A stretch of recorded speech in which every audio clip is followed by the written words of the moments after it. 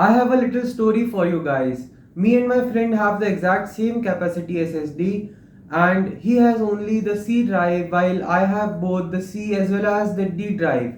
When I asked him why he saves all of his data on his desktop, he replied, "It doesn't matter because this is the way his laptop came in when he first purchased it." So, if you do not know what partitions are and why your drive names start from C to Z, then you are at the right place. In this video, I am going to explain you what are partitions, and also I have tried to do something new in this video. So let me know if you guys like it or dislike it. Please feel free to comment down below.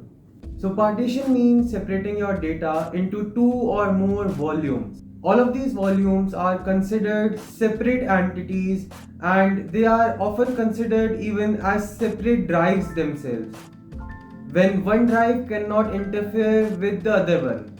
So now that you know what partitions are, the question arises, why do you need partitions? Can't you just go around with one partition like my friend?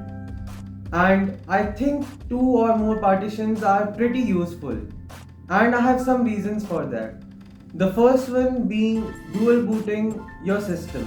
You can install different operating systems on different volumes of the same drive.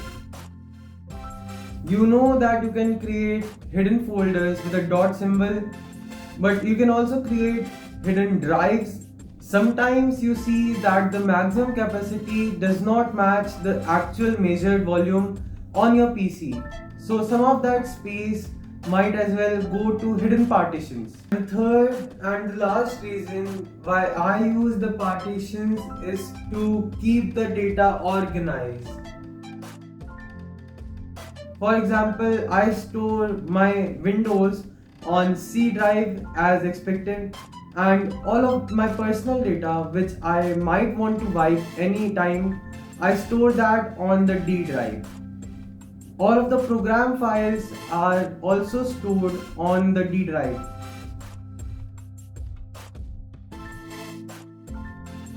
So just in case your Windows crashes or your laptop RAM dumps, then you can indirectly just bring up all of those files which are saved in a different volume.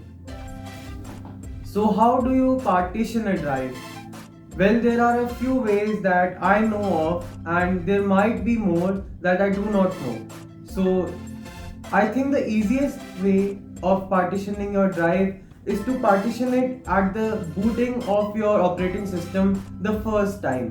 It will ask you how many partitions would you need, and you can tell it that you need 2 or 3 partitions at max.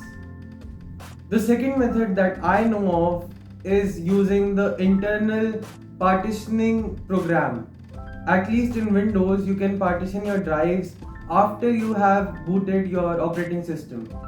And the third one, after doing some research on the net, I found out that you can also use some partitioning softwares which are third party, and you can buy them and use them to partition your disk.